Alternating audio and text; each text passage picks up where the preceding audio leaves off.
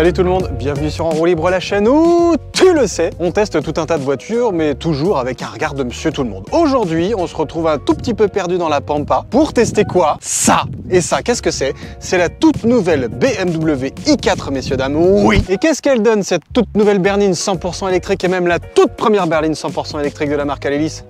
Eh ben, je te propose un test en 2-2, 2 points positifs, 2 points négatifs pour définir cette i4 là, dans sa version en plus M50. Bah oui, parce qu'on fait pas les choses à moitié. Évidemment, t'oublieras pas les fondamentaux. C'est quoi déjà? Ouais, l'abonnement, le pouce en haut, la cloche, le machin, les commentaires, tout ça. Et aussi le compte Instagram, que tu vois, En Roue Libre Auto. C'est là que ça se passe, mon gars. Eh ouais!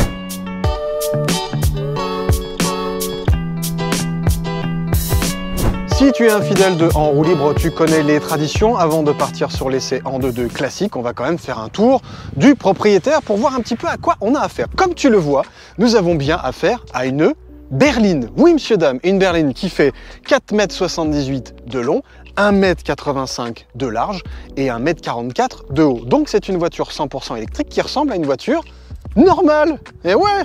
Alors il faut aussi savoir que la i4, elle existe en deux versions. Une i4, on va dire classique, on va dire tranquille, la e-drive 40, qui fait 250 kW de puissance, soit un équivalent de 340 chevaux, qui nous offre un petit couple sympa de 430 Nm, qui fait le 0 à 100 en 5 secondes 7 et qui nous offre quand même, mine de rien, 590 km en autonomie annoncée par nos amis de chez BMW. J'imagine que c'est un petit peu moins parce qu'il ne faut pas déconner quand même. Cette i4 e-drive 40, elle consomme entre 16,1 et 19,1 kWh au 100 km, donc c'est plutôt contenu. Et nous, puisqu'on est des grands foufous chez En Roue Libre, on s'est dit tiens, on va tester la version M50, la version la plus débile qui soit de cette i4. Donc ça, c'est la version siglée M et badgée M et puis équipée M tout court. Et du coup, elle fait 400 kW, soit 144 chevaux, messieurs, dames. C'est une transmission intégrale, ou du moins il y a 4 roues motrices, qui nous propose un couple de 795 Nm. C'est un dragster, cette voiture, qui propulse le 0 à 100 en 3 secondes 9 et qui quand même affiche 520 km d'autonomie, enfin du moins chez nos amis de chez BMW. La M50 consomme entre 18 et 22,5 kWh au 100 km. Je pense malheureusement que ça va grimper un peu plus que ça. Ce qui est très intéressant dans ces deux modèles de l'i4 de BMW, c'est que les deux modèles proposent exactement la même capacité de batterie. Toutes les deux, que ce soit la i4 normale ou la i4 M50, nous offrent une batterie dont la puissance fait 80,7 kW net, ce qui est quand même pas rien. Et aussi, les deux modèles ont la même capacité de charge. Les chargeurs embarqués de cette i4, que ce soit dans sa version classique E40 ou dans sa version M50, nous offrent, messieurs, dames, 11 kW de charge max en AC et 205 kW max en DC. Donc en gros, sur des grosses prises d'enfoirés, on va pouvoir charger jusqu'à 205 kW. Et donc ça, c'est pas rien. Ça veut dire que ça va charger vite. Et on va voir sur le trajet que nous allons faire si c'est le cas. Ah oui, parce que je te l'ai pas dit ça encore, ce petit test-là, il est l'œuvre de nos amis de chez BMW France. Donc merci de me convier dans cet essai. Et dans cet essai-là que BMW nous a préparé, on a fait un bon trajet, un bon bout de trajet entre Paris, le siège de BMW France, et l'abbaye de Fontevraud qui est tout en bas vers Tours dans ces coins-là. Donc on va vraiment pouvoir tester l'autonomie et les capacités de charge de cette i4 en conditions réelles. D'autant que là aujourd'hui ça caille. Vu que vous êtes de plus en plus nombreux à vous être abonnés à la chaîne, et je vous en remercie encore une fois, merci beaucoup de suivre mes bafouilles automobiles. Vous savez tous et toutes que quand on essaie n'importe quelle voiture, l'un des trucs qu'on fait, c'est qu'on va ouvrir le coffre. Qu'est-ce que ça donne le coffre d'une i4? Eh ben ça donne ça. Clac! Haillon électrique qui va bien, le petit logo BMW s'ouvre sur un coffre qui fait 470 litres. C'est pas mal. C'est pas gigantesquement gigantesque. Il y a un seuil de chargement qui est étonnamment assez haut. Je sais pas si tu le vois bien, mais regarde, mes genoux, ils touchent un peu le pare-choc. On a quelque chose d'assez profond, étonnamment. Là, on a carrément une bonne marge de chargement. C'est pas très haut, c'est pas méga large, mais bon, on a de quoi loger quand même le bon foutoir. Et l'un de nos maîtres étalons, c'est ça. Ça, c'est quoi? C'est le slider, c'est pour faire des jolis plans. Et ça fait 1,20 m de long, donc tu vois qu'une charge de 1,20 m tient en diagonale. Donc en gros, c'est à peu près l'équivalent de mon test habituel du sac de golf. Ça tient quand même pas mal. On a donc le haillon électrique qui va bien. On a quelque chose d'assez simple, d'assez spacieux quand même, mine de rien, parce que 470 litres là-dessous, c'est pas mal. Et on a là-dessous de quoi charger les câbles de recharge et le subwoofer Harman Kardon qui va bien. Et la deuxième tradition, évidemment, c'est d'ouvrir quoi? Le capot. Deux petites tirettes pour aller voir ce qui se passe là-dessous. Et donc, on a quoi? un gros cache M. Donc on voit absolument rien, et rien du tout. On n'a même pas accès au liquide de lave-glace. Ah bah non, c'est là. Là, c'est ici. Bon, ok, on voit pas grand chose sous ce capot de la M50, c'est à peu près normal. Mais crois-moi sur parole, cette voiture-là, elle est quand même bien énervée, elle est bien renforcée au niveau des essieux pour une meilleure dynamique d'ensemble et pour avoir quelque chose d'un peu plus tanké, d'un peu plus énervé sur la route. Et ce qui est intéressant, c'est que la répartition du poids sur cette voiture est pas loin de la petite perfection du fameux 50-50, puisque là, on a 48,2% à l'avant et 51,8% à l'arrière. Donc ça laisse augurer d'une voiture plutôt tankée, plutôt équilibrée, ça c'est cool quoi. Puis dernier petit truc avant de prendre la route et surtout de ne pas devenir un espèce de glaçon puisqu'il fait à peu près moins 40 dans cette plaine dans laquelle on vient de s'arrêter. J'avais envie de m'attarder quand même sur des éléments de design que je trouve assez remarquables sur cette voiture parce que t'as vraiment pas l'impression d'être en face d'une voiture électrique. Moi j'ai vraiment l'impression d'avoir presque une M3, tu vois, il manquerait plus que les 4 pots d'échappement derrière qui n'y sont pas et on aura une M3 quoi. Je veux dire, elle a vraiment de la gueule cette caisse. Elle est très équilibrée dans son dessin. C'est une jolie berline un peu dans l'esprit coupé. Évidemment, il y a plein de petits détails qui font que, regarde, tu vois, le fait que les portes, enfin les vitres ne soient pas encadrées, ça donne un petit côté racé à la bête. Petite trappe de recharge qui est là, hop, tu vois, ACDC. Et c'est d'ici, c'est là que ça se passe mon gars. Et puis en termes de design, on a quelque chose de vraiment épuré. Il y a toutes ces petites touches évidemment du côté M qui sont là. Évidemment ce rétro, le fameux rétro à 2 branches qui me plaît toujours autant. Hein. Va voir le test de la M4 d'ailleurs, compétition que j'ai fait en 2 épisodes si ça te plaît. Des petites vraies fausses entrées d'air pour refroidir les freins qui sont plutôt par là. Les petits étriers bleus qui vont bien. Les petites jantes magnifiques qui vont bien aussi. Le petit côté calandre fermé mais quand même relativement agressif, t'avoueras. Il y a quand même pas mal d'éléments qui rendent la voiture un peu énervée, un peu fofolle quoi. On a quand même une voiture qui a de la gueule, il y a une petite nervure de capot qui est assez cool. Je me demande presque, et dis-moi ce que t'en penses toi en commentaire, si on serait pas allé un peu pas assez loin. Au sens, je sais pas, t'as quand même une moteur sport dans la gueule quoi. Ça te dit une M4, il y a quand même des belles entrées d'air. Évidemment tu me diras ça sert à rien, mais bon, il faut un peu de gueule là-dedans, non? Nous voilà à l'arrière de la BMW i4, et tu le vois déjà d'entrée. Le design même de la voiture fait qu'à l'arrière, le ciel de toit a tendance à vite descendre derrière, puisque la voiture est quand même relativement basse, relativement effilée. On n'a pas forcément une grosse hauteur de tête d'entrée, tu vois, c'est quelque chose qui, moi, tu te sens pas spécialement engoncé, faut pas déconner, mais t'as pas une notion d'espace énorme, tu te retrouves dans une berline, on va dire, plus classique. Donc forcément, t'as un peu moins de place. T'as aussi un petit peu moins de place aux genoux. Et au niveau des épaules, on n'est pas non plus évidemment dans quelque chose de totalement engoncé, on se sent pas enfermé. Faut pas trop que ton bonhomme de devant ou ta bonne femme de devant soit trop du genre très très grande parce que sinon tu vas avoir les genoux qui vont vite se manger dans ton menton et ça c'est pas super génial. Niveau truc pratique de la famille, tu as des attaches isofix par ici et de l'autre côté, là où je suis assis, qui sont accessibles vraiment facilement. Les sièges sont relativement profonds, relativement confortables. On a quelque chose d'assez rigide, enfin, faut pas déconner, mais c'est pas ultra mou. On se sent plutôt à l'aise là-dedans, on se sent bien installé, voilà. J'ai le dos qui part bien, je me sens quand même si je me sens un petit peu engoncé en haut, encore une fois, je me sens plutôt bien. On a accès évidemment à plusieurs prises de recharge, des USB-C par ici, on a accès à la clim individuelle de chaque côté, et puis on a aussi notre petite Sono Harman Kardon qui vient mettre quelques petits haut-parleurs par ici. Et donc, il n'y a plus qu'à aller voir devant ce qui se passe.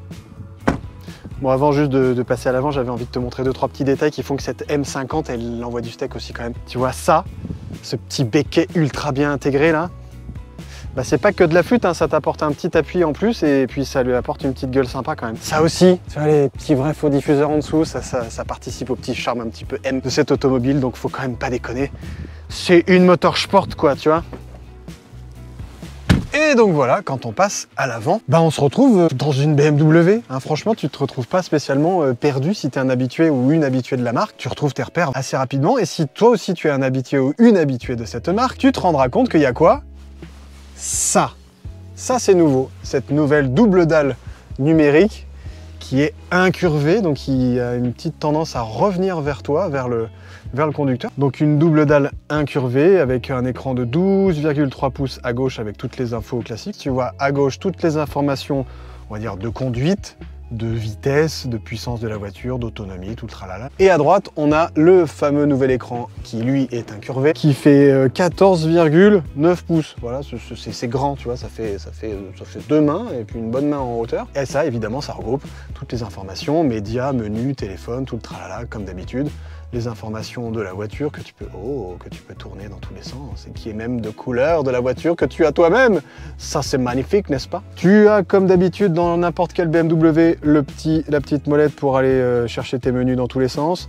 Les petits retours de boutons, il y a moins de boutons, mais il y a toujours des boutons. Le bouton média, le bouton téléphone, enfin je te fais pas la blague, tu connais. Et par ici, on a tout ce qui est mode de conduite, sport, confort, Eco Pro. 3 modes de conduite pour cette voiture-là, c'est largement ce qu'il faut. Et deuxième truc un petit peu nouveau, si tu es un habitué de la marque, tu t'es rendu compte que au niveau de la clim, c'est très épuré, voire il y a quasiment plus rien. Bah oui, la clim ça se passe par ici, donc tu te la joues en auto.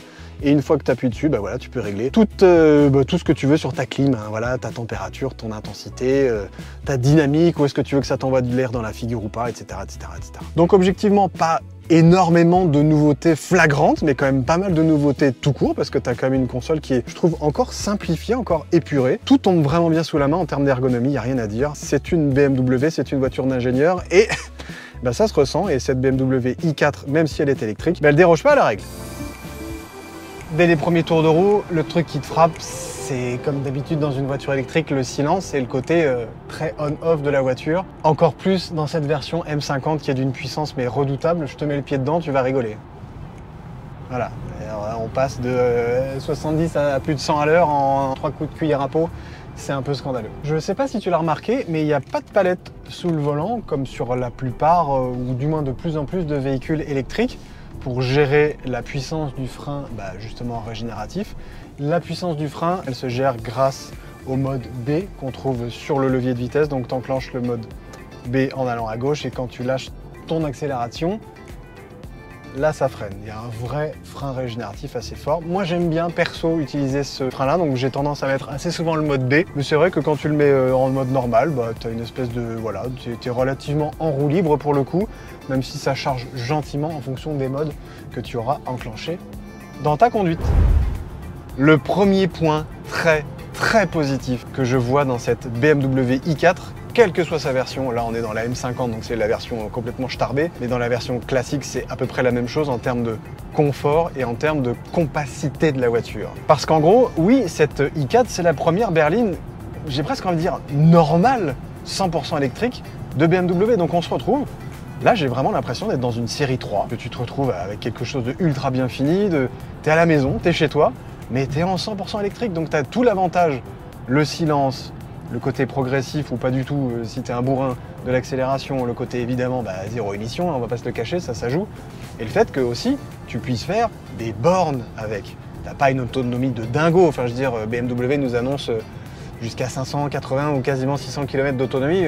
Oui, ok les gars, mais dans la vie réelle et que tu conduis un peu normalement ou pas normalement, enfin tu vois ce que je veux dire, comme monsieur tout le monde, comme moi, quoi. Bah ton autonomie, voilà, tu peux taper sur les 350, 400 km sans trop s'exciter. C'est largement suffisant pour faire des bornes tranquillement, quoi. C'est bien ça. Ça, c'est cool d'avoir une berline compacte ou moyenne gamme, moyenne taille, tu vois, pas un truc énorme, pas un truc qui fait 8 mètres de long par 40 de large par 8 de haut. On a une voiture normale en électrique. Ça, c'est bien ça. Enfin, quoi. Une voiture qui est spacieuse, qui est confortable, qui est bien équipée et qui est électrique. Bah, on y est, les gars!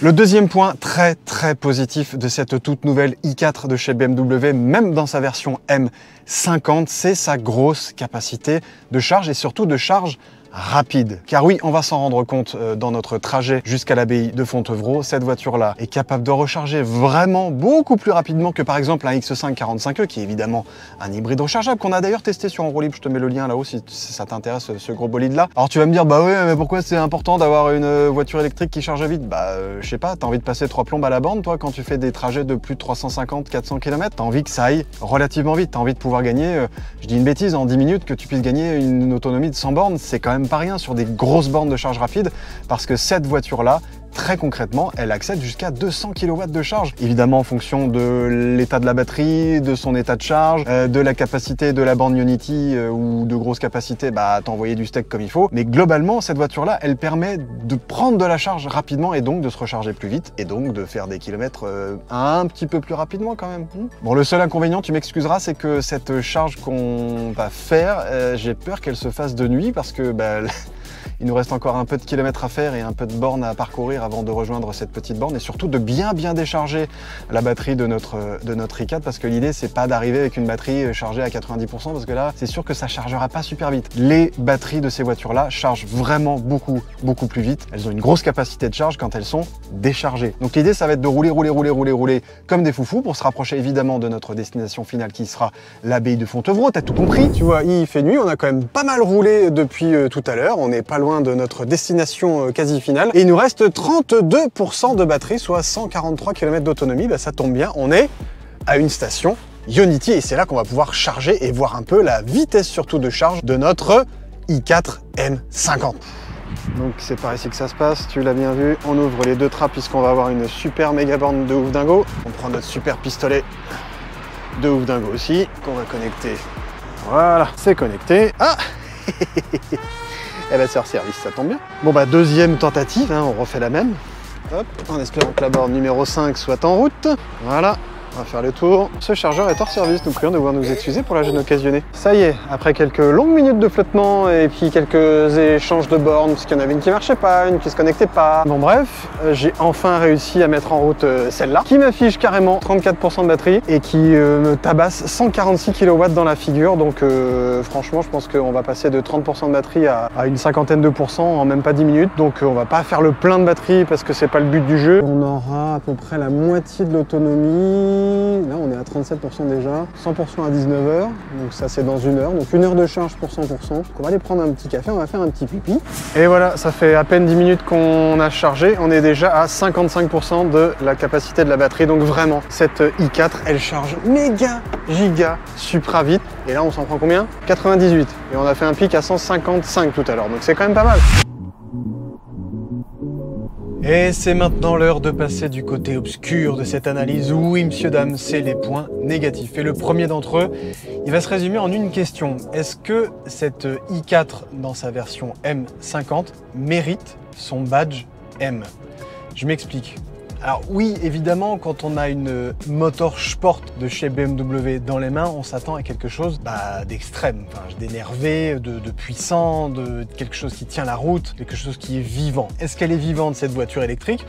J'ai envie de dire oui, puisqu'on a quand même l'équivalent de 544 chevaux dans les pattes. Évidemment, on n'a pas forcément l'émotion auditive qu'on aimerait avoir d'une BMW siglée M, mais on a la réponse à la pédale d'accélération qui va bien. Ouais, mais sauf qu'un badge M, c'est pas uniquement lié à la puissance de la voiture et à sa capacité d'accélération. C'est surtout la façon dont elle tient le pavé, la façon dont elle nous renvoie les informations de la route au volant, la façon dont elle se place au freinage. Alors oui, cette i4 M50, franchement, elle freine plutôt bien malgré son poids important, 2 tonnes 2 à vide, 2 tonnes 3 avec le conducteur ou le pilote, c'est selon. Et oui, je m'en suis rendu compte quand on s'énerve un petit peu avec cette voiture-là. Bon, oui, clairement, elle tient la route, elle tient le pavé, elle est agréable, elle est plutôt équilibrée en route malgré sa masse globale.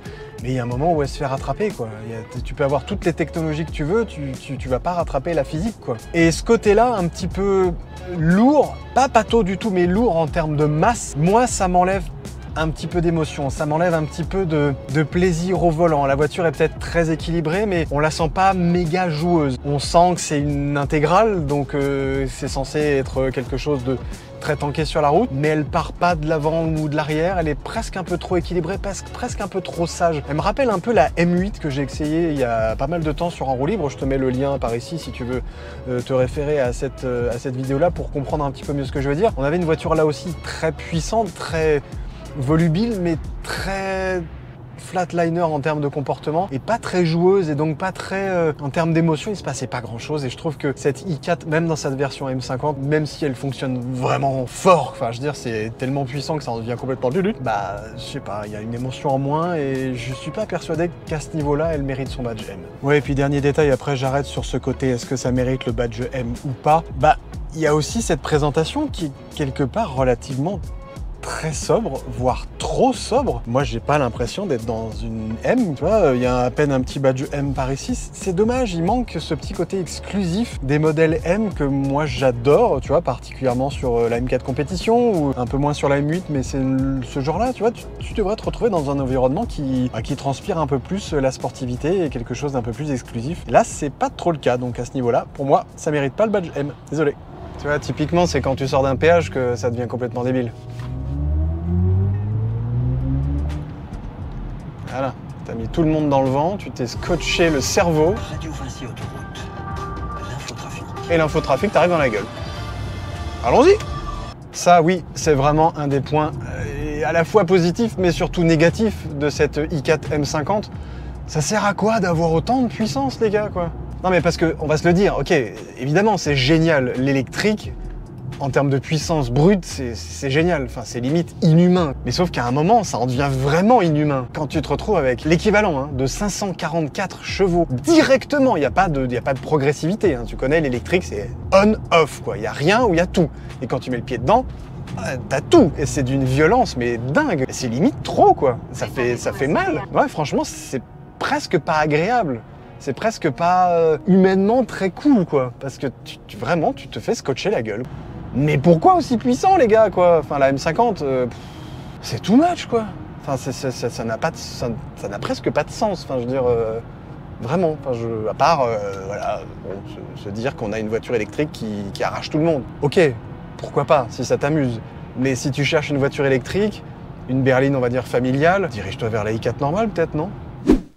Et voilà, messieurs, dames, je crois que vous l'avez vu, on est arrivé à l'abbaye de Fontevraud, notre destination finale avec cette BMW i4. C'est donc la fin de cet essai en 2-2. Évidemment, on va encore remercier BMW France de nous avoir conviés pour cet essai grandeur nature et en longueur de cette toute nouvelle berline 100% électrique de la marque Alelys. J'espère que ça vous a plu et que surtout, vous en avez appris un peu plus sur ce tout nouveau modèle. D'ici le prochain test, n'hésitez pas évidemment à vous abonner à la chaîne si le contenu vous a plu et puis allez voir le reste parce qu'il y a 2-3 trucs pas mal aussi. D'ici le prochain test, portez-vous bien et à la prochaine. Ciao!